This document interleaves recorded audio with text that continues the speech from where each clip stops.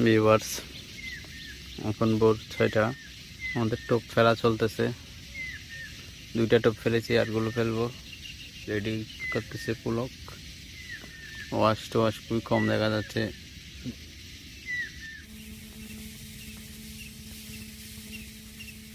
পরিস্থিতি খুবই খারাপ।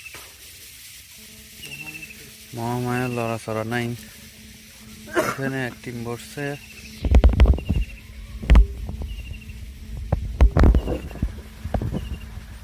একদিকে আর এক টিম বসছে।